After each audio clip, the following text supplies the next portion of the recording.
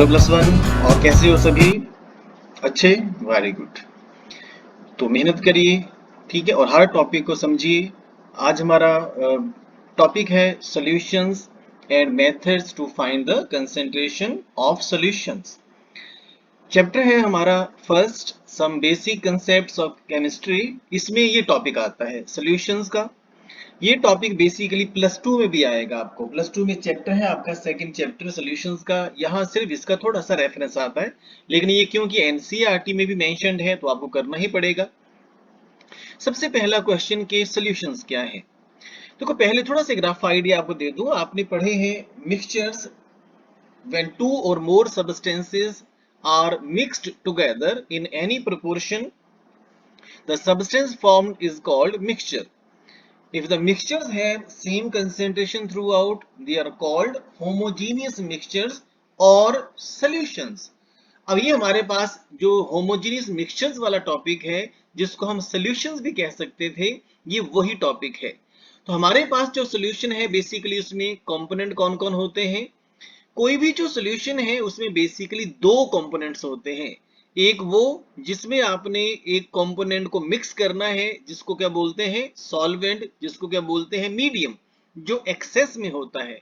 और दूसरा वो जिसको आपने मिक्स करना है जो स्मॉल प्रोपोर्शन में होगा, और वो कौन होगा सल्यूट।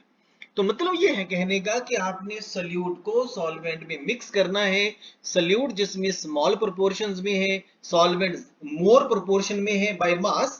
तो ये हमारे पास दोनों को मिलाकर जो एक होमोजीनियस मिक्सचर बनता है उसका नाम है सॉल्यूशन।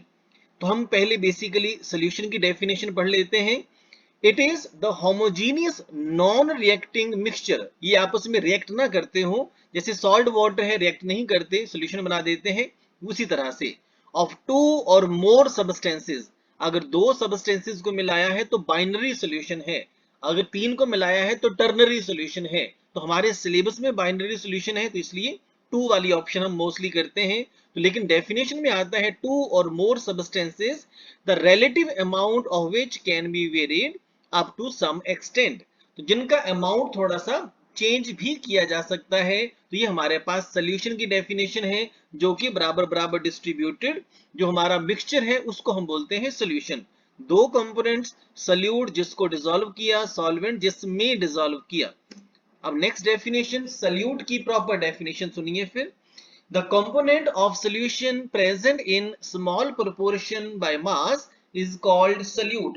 Solution का वो हिस्सा जिसका by mass amount कम हो उसको solute बोलते हैं। हम ऐसा भी कह सकते हैं the component which is dissolved in medium to form solution is called solute। तो जैसे मर्जी बोलिए, जिसमें डिसॉल्व किया है वो है सॉल्वेंट। अब सॉल्वेंट की अपनी प्रॉपर डेफिनेशन क्या है। The component of solution present in large proportion by mass is called solvent. हम ये भी कह सकते हैं the medium in which solute is dissolved to form a homogeneous mixture is called solvent, जिसमें हमने सल्यूट को मिक्स करना है। अगर सॉल्वेंट वाटर है तो ऐसे सॉल्यूशंस को एक्वस सॉल्यूशंस बोलते हैं। अगर वाटर के अलावा कोई और है, जैसे बेंजीन है, CCl4 है, अमोनिया है, इस तरह से कुछ भी है, अगर वाटर के अलावा अगर सॉल्वेंट है तो इनके बनाए हुए सॉल्यूशंस को बोलते हैं non aqueous solvent, non aqueous solutions. तो एक्वा बेसिकली वाटर के लिए यूज करते हैं। तो नेक्स्ट हमारे पास है इसमें कोई इसमें मेथड्स। हमारे पास सोल्यूशन बन गया है, लेकिन हमें अब उसकी कंसेंट्रेशन मालूम करनी है। सपोज करिए आपने एक कंटेनर में 1 स्पून डाला है शुगर का, दूसरे में 2 स्पून डाल दिए। तो आप किसी को भी पिलाएंगे तो उसको पता है कि जिसमें 2 स्पून आपने शुगर मिलाई है जिस लिक्विड में, वो सोल्यूशन ज्यादा कंसेंट्रेटेड है। लेकिन उसने ये काम कैसे किया है, उसको टेस्ट करके। लेकिन हर सोल्यूशन को टेस्ट करके नहीं बताया जा सकता। फॉर एग्जाम्पल सल्फ्यूरिक एसिड का सोल्यूशन है तो आप कैसे पी के बता सकते हो कि वो कंसेंट्रेटेड है या डिल्यूटेड है। वो तो हाईली पॉइजनस बोल सकते हैं, खतरनाक है हमारी बॉडी के लिए। तो इसके लिए हमारे पास अलग अलग मेथड्स हैं कंसेंट्रेशन फाइंड करने के। तो ये पहला मेथड है हमारे पास मोलैरिटी। अब मोलैरिटी की अपनी डेफिनेशन क्या है। It is the number of moles of salute dissolved per liter of the solution is called molarity। 1 litre solution में सल्यूट के मोल्स कितने हैं, मोल्स कैसे फाइंड करते हैं? सल्यूट का mass divided by molar mass. तो मोलैरिटी की मैथमेटिकल रिप्रेजेंटेशन क्या है? Capital M is equal to number of moles of solute, small n जो है वो नंबर ऑफ मोल्स के लिए है और B जो है वो सल्यूट के लिए है, और divided by volume of solution in litre. अगर लीटर्स में नहीं है तो फिर बनाइए। अब इसके यूनिट्स की बात करें, अब देखिए इसमें न्यूमरेटर में जो है वो मोल्स हैं और डिनोमिनेटर में अब इसमें देख सकते हैं कि लीटर है। अब यहाँ पर लीटर्स में आ गई बात और यहाँ पर जो है वो मोल्स हैं, तो हमारे पास जो है इसका यूनिट भी ऐसा ही बन गया, मोल पर लीटर। या फिर हम ऐसा बोल सकते हैं कि अगर हम इसकी ITY की जो टर्म है वो हटा दें तो मोलैरिटी का हमारे पास यूनिट तैयार हो जाता है। क्या बन जाएगा हमारे पास? ये मोलर। और नेक्स्ट है इसमें कैपिटल M। कैपिटल M से भी आप इसके यूनिट को रिप्रेजेंट कर सकते हो। तो हमारे पास बेसिकली तीन हमारे पास यूनिट्स हो गए हैं। एक हमारे पास मोल पर लीटर, दूसरा हमारे पास है मोलर, तीसरा हमारे पास है कैपिटल M। तो यहां मैं इन तीनों को यहां मेंशन कर दूं, ये मोल पर लीटर है, ये मोलर है और ये कैपिटल M है। Number of moles of solute divided by volume of solution in litres. Next हम बात करें, अगर नेक्स्ट टर्म है मोलैलिटी। मोलैलिटी को रिप्रेजेंट करते हैं स्मॉल m से। अब इसकी अपनी डेफिनेशन क्या है? It is the number of moles of solute present per kilogram of solvent is called molality. 1 kilogram solvent में सॉल्यूट के मोल्स कितने हैं, इसी को मोलैलिटी बोलते हैं। अब हमारे पास यहाँ पर मोलैलिटी जो है वो क्या चीज है? पहली बात तो ये है कि इसको आपने स्मॉल m से रिप्रेजेंट करना है। अब हमारे पास मोलैलिटी क्या चीज है? मोलैलिटी है number of moles of solute, जिसको हम NB से रिप्रेजेंट करते हैं, divided by mass of solvent in kilogram. तो यहाँ number of moles of solute है, यहाँ पर मास ऑफ सॉल्वेंट किलोग्राम में है। अगर किलोग्राम में नहीं है, ग्राम्स में है, तो बनाइए किलोग्राम में 1000 से डिवाइड करके। तो यूनिट क्या बन जाएगा? जरा ध्यान देना, इसमें न्यूमरेटर में मोल्स हैं और डिनोमिनेटर में केजी है। तो देखो पहली रिप्रेजेंटेशन बन गई मोल पर किलोग्राम, दूसरी क्या बन गई? मोलल। अगर आप इतना हिस्सा ITY वाला हटा दो तो बचा हुआ जो है वो इसका यूनिट ही बन जाता है। तीसरा है इसका जो सिंबल है स्मॉल m, उससे भी इसको रिप्रेजेंट करते हैं। अब नेक्स्ट टर्म्स की अगर हम बात करें, नेक्स्ट हमारे पास है कंसंट्रेशन फाइंड करने का मेथड नॉर्मेलिटी। नॉर्मेलिटी क्या है? It is the number of gram equivalent of solute dissolved पर लीटर ऑफ सॉल्यूशन। अब इसमें भी आपको जो न्यूमरेटर जो है उसमें थोड़ा सा डिफरेंस मिलेगा एज कंपेयर टू मोलैरिटी, जबकि जो डिनोमिनेटर है उसमें आपको कोई खास यहाँ डिफरेंस नहीं देखने को मिलेगा। तो हमारे पास ग्राम इक्विवेलेंट क्या है, नंबर ऑफ ग्राम इक्विवेलेंट्स क्या है, हमने सबसे पहले उस पर भी बात करनी है। तो हम वन बाय वन बात करते हैं। पहले इसको मैथमेटिकली लिख लें, वो देखिए ध्यान से। Capital N is equal to number of gram equivalent of solute divided by volume of solution in litre. अब इसमें इसके यूनिट्स क्या है उस पर बात करें पहले, उसके बाद हम इसमें रिप्रेजेंट करने का तरीका भी बता देंगे। It is represented in gram equivalent पर लीटर, जैसे न्यूमरेटर में है वैसा ही। नॉर्मल, यहां अगर आप ITY हटा दो तो हमारे पास बची हुई टर्म इसका यूनिट ही होती है। ठीक है, तो नेक्स्ट बन गया इसका सिंबल कैपिटल N, उससे भी आप नॉर्मेलिटी को रिप्रेजेंट कर सकते हैं। अब नॉर्मेलिटी अगर आपको फाइंड करनी है तो इसके हमारे पास अब ग्राम इक्विवेलेंट क्या है, यहां लिख ले हम ग्राम इक्विवेलेंट ऑफ सॉल्यूट। ये है हमारे पास mass of solute divided by equivalent mass. अब क्वेश्चन ये है कि इक्विवेलेंट मास किसके इक्वल होता है? अब ये लॉन्ग वे है इसको फाइंड करने का। Equivalent mass of solute is equal to molar mass divided by acidity या फिर बेसिसिटी या फिर चार्ज ऑन कैटायन। अब देखिए सारी चीजें यहां पर मिलाकर यूज होती है, तो ये थोड़ा सा लेंथी बन जाता है, तो इसमें थोड़ा सा ध्यान रखिएगा। मैं इसको थोड़ा सा अलग लिख दूं। अब क्वेश्चन ये है कि एसिडिटी क्या है, बेसिसिटी क्या है, बाकी चार्ज और कैटायन आपको मतलब इसमें मालूम होता है कि अगर सॉल्ट है तो कैटायन के चार्ज से डिवाइड करना है। फॉर एग्जांपल, अब पहली बात तो ये कि एसिडिटी, एसिडिटी होती है बेसिस की, ध्यान रखना इस बात में। बेस कौन होते हैं? जो OH नेगेटिव रिलीज करते हैं। अब एक बेस जो है कितने OH नेगेटिव रिलीज करता है, मैं अगर यहाँ लिख दूं NaOH, Na प्लस साथ में OH नेगेटिव, अगर इसको वाटर में डिसॉल्व किया जाए तो वाटर में डिसॉल्व करोगे तो ब्रैकेट में AQ भी लिखोगे, यहाँ ऊपर H2O भी लिख दूं। अब एक बेस ने, बेस इसलिए है क्योंकि OH नेगेटिव रिलीज किया है, कितने OH नेगेटिव रिलीज किए हैं 1, इसलिए इस बेस की एसिडिटी 1 हो जाएगी। फिर दूसरा है HCl, वाटर में मिक्स करिए, हमारे पास बन जाएगा H प्लस साथ में Cl नेगेटिव एक्वस।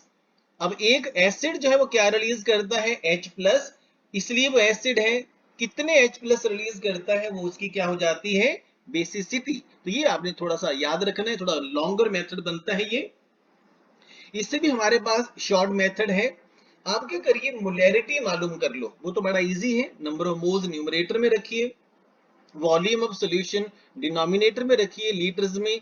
तो मोलैरिटी को अगर आप एसिडिटी या बेसिसिटी या चार्ज ऑन कैटायन से मल्टीप्लाई कर दो तो वो ऑटोमेटिकली नॉर्मेलिटी में कन्वर्ट हो जाती है। तो ये थोड़ा सा आपने ध्यान रखना है कि लॉन्गर मेथड आपने यूज करना है या फिर शॉर्टर मेथड।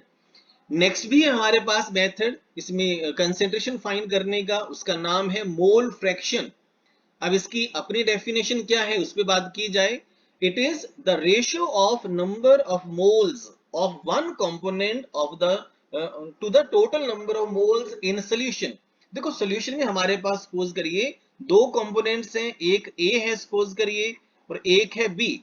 दोनों के नंबर ऑफ मोल्स निकाल लो, Na और दूसरे का Nb।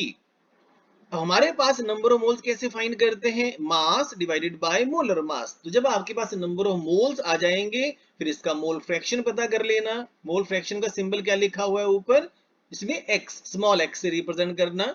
अगर आप a कंपोनेंट का मोल फ्रैक्शन फाइंड करते हो तो उसके नंबर ऑफ मोल्स न्यूमरेटर में रखना divided by total number of moles, उसमें सोल्यूट भी आ जाएगा, उसमें सॉल्वेंट भी आ जाएगा। और दूसरा अगर आपने सेकंड कंपोनेंट का मोल फ्रैक्शन निकालना हो तो वैसे तो आप सेम मेथड भी यूज कर सकते हैं, उसके number of moles divided by total. लेकिन एक चीज और याद रखो, जितने भी कंपोनेंट्स होते हैं उनके मोल फ्रैक्शंस का सम टोटल 1 होता है। तो अगर आपने एक का मोल फ्रैक्शन फाइंड कर लिया है, दूसरे का फाइंड करना है, तो आप पिछले वाले की वैल्यू 1 में से माइनस कर दो, आपको दूसरे कंपोनेंट का मोल फ्रैक्शन फाइंड हो जाएगा। तो अब इसकी बात करते हैं इसकी यूनिट्स की। मोल फ्रैक्शन का कोई यूनिट नहीं होता क्योंकि आप एक नंबर को दूसरे नंबर से ही डिवाइड कर रहे होते हो। तो ये आपने छोटी सी चीज याद रखनी है जब आप कंसेंट्रेशंस को फाइंड करते हो किसी सॉल्यूशन में अलग अलग टर्म्स लगा के। अच्छा, आपको यहाँ कई चीजें पूछी जा सकती हैं कि इन सभी में कौन सी ऐसी टर्म है जो चेंज नहीं होती टेम्परेचर के साथ। देखो जिसमें भी वॉल्यूम है वो तो चेंज होगा ही होगा, जिसमें वॉल्यूम नहीं है, मास है, मोलर मास है, तो वो टेम्परेचर के साथ चेंज नहीं होते। और ये कौन कौन है, एक तो मोल फ्रैक्शन आपके सामने है, दूसरा मोलैलिटी। मोलैलिटी में भी नंबर ऑफ मोल्स सोल्यूट के न्यूमरेटर में, मास सॉल्वेंट का किलोग्राम में डिनोमिनेटर में था, और ये ना मास चेंज होता है टेम्परेचर के साथ ना मोलर मास। तो यहां भी मोल फ्रैक्शन में भी क्योंकि नंबर ऑफ मोल्स हैं तो ये भी चेंज नहीं होते, तो इनकी वैल्यू हर टेम्परेचर पर सेम रहेगी। लेकिन मोलैरिटी और नॉर्मेलिटी टेम्परेचर चेंज होने से चेंज हो जाएंगे क्योंकि इसमें क्या इन्वॉल्व है, वॉल्यूम ऑफ सोल्यूशन। अगर यहां देखिए तो सोल्यूशन का वॉल्यूम आपको लग जाएगा पता, जो कि चेंज हो जाता है बाय चेंजिंग टेम्परेचर। नेक्स्ट हमारे पास कोई इसमें अगर हम न्यूमेरिकल करके देखें, इसमें क्वेश्चन है calculate the concentration of nitric acid in mole per liter in a sample which has a density 1.41 gram per milliliter and mass percent of nitric acid in it being 69%। अब पहली बात तो ये है एनसीईआरटी का question है, यहां ऊपर मेंशन कर दूं, और क्वेश्चन नंबर है 1.6। तो ये छोटी छोटी चीजें साथ साथ मेंशन करते जाएं। अच्छा, यहाँ आपको एक चीज नोट करने वाली है कि यहाँ पर परसेंटेज बाय मास है।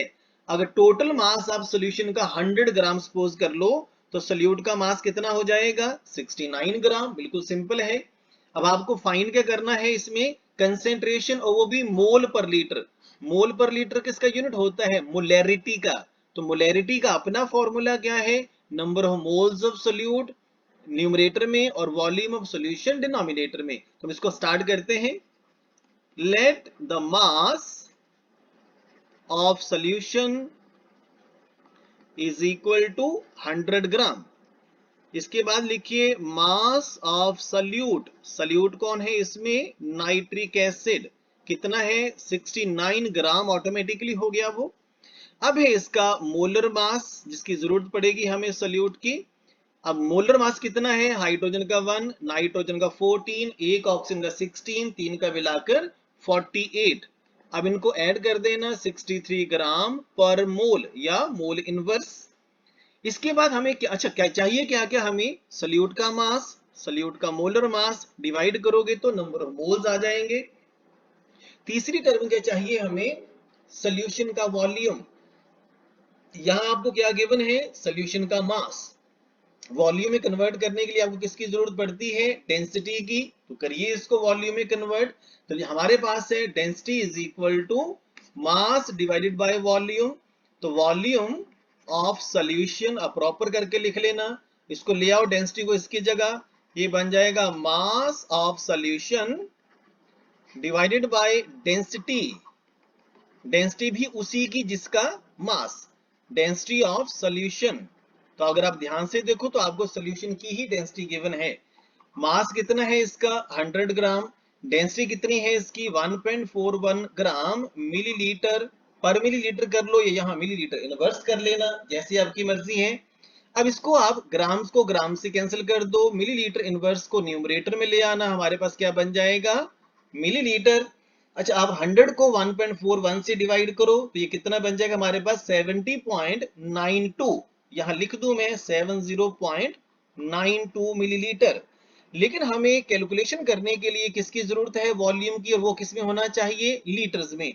तो अगर हम लीटर्स में लिख लें इसको तो कितनी वैल्यू आएगी 0.07092 लीटर्स। तो मैं यहाँ साइड में सॉल्व कर देता हूं अब इसको। molarity is equal to mass of solute divided by molar mass of solute divided by volume of solution in liters। तो इसको अगर आप डिवाइड करिए हमारे पास आंसर कितना आ जाएगा 15.44 मोलर। अब इसका सिंबल भी यूज कर सकते हैं या फिर मोल पर लीटर, या फिर इसको कैपिटल एम से भी रिप्रेजेंट कर सकते हैं। तो ये आपके पास फाइनल आंसर जो है वो इसमें आ गया है न्यूमेरिकल का। तो आपने इस तरह से इनको सॉल्व करना है। एक और जरा प्रैक्टिस की जाए इसकी, एक न्यूमेरिकल की, वो भी एनसीईआरटी का न्यूमेरिकल है 1.11। तो इसमें हमारे पास पहले इसको स्टेटमेंट इसकी पढ़ दें, उसके बाद बात करते हैं। What is the concentration of sugar, formula देख लो C12H22O11 in mole per liter if it is dissolved in enough water to make a final volume up to 2 liter। तो हमारे पास पहली बात तो ये है कि इसमें जो है वो सल्यूट कौन है, सल्यूट है इसमें शुगर, और इसमें कितना है आपने मिलाया हुआ है इसमें 20 ग्राम, 20 ग्राम जो है वो शुगर है, सल्यूट है, और सॉल्यूशन का वॉल्यूम कितना है 2 लीटर। फाइंड क्या करना है, मोल पर लीटर बोला है इसने, और मोल पर लीटर किसका यूनिट होता है, मोलैरिटी का। मोलैरिटी के लिए क्या क्या चाहिए, सल्यूट का मास, और क्या चाहिए, मोलर मास, यहां से फाइंड कर लेंगे, और तीसरी चीज क्या चाहिए, सॉल्यूशन का वॉल्यूम। तो है तो बड़ा सिंपल है, तो लिखिए यहां पर आंसर इसका, लिखिए given that mass of solute, solute है इसमें शुगर C12H22O11 कितना है 20 ग्राम्स। अब लिखिए molar mass of solute, capital M से मोलर मास को और बी से सल्यूट को रिप्रेजेंट करते हैं। हमारे पास कार्बन का मोलर मास कितना होता है 12, हाइड्रोजन का 1, ऑक्सीजन का 16। तो हमारे पास आ जाएगा 12 into 12 plus 1 into 22 plus 16 into 11। अब सबको इसमें सॉल्व करोगे तो बनेगा 342 ग्राम पर मोल या मोल इनवर्स। फिर लिखिए वॉल्यूम ऑफ सॉल्यूशन, ये आ गया हमारे पास 2 लीटर्स। अब अपनी वो जो पूछी गई है वैल्यू मोलैरिटी, मोलैरिटी है capital M, number of moles of solute कैसे पता करते हैं, mass of solute divided by molar mass of solute 342 gram per mole, तो आप इसको कैंसिल कर देंगे बाद में, divided by volume of solution in litres. अब ये हमारे पास जो पर मोल कर देता हूं, अब यहाँ पर ग्राम से ग्राम्स कैंसिल कर देना, मोल इनवर्स आ जाएगा न्यूमरेटर में, और यहाँ पर हमारे पास है लीटर। यूनिट सबसे पहले हमें पता चल गया कि बन गया मोल पर लीटर। देखो जो पूछा गया था आपसे ऊपर, सेम चीज यहाँ आपको मिल गई है। अब 20 divided by 342 divided by 2 litre, इसको सॉल्व करिए, डिवाइड कर लेना इसको। ये आंसर आएगा हमारे पास 0.0293 मोलर या मोल पर लीटर। बिल्कुल सिंपल न्यूमेरिकल था, कोई मुश्किल नहीं। +2 में भी ऐसी न्यूमेरिकल्स हैं, तो आपने ध्यान रखना है। आज इतना ही करिए, बाकी इनकी प्रैक्टिस करनी है आपने, और इसमें नोटबुक पे सारे आंसर्स फाइंड करके रखने हैं। Thank you very much, stay safe, thank you.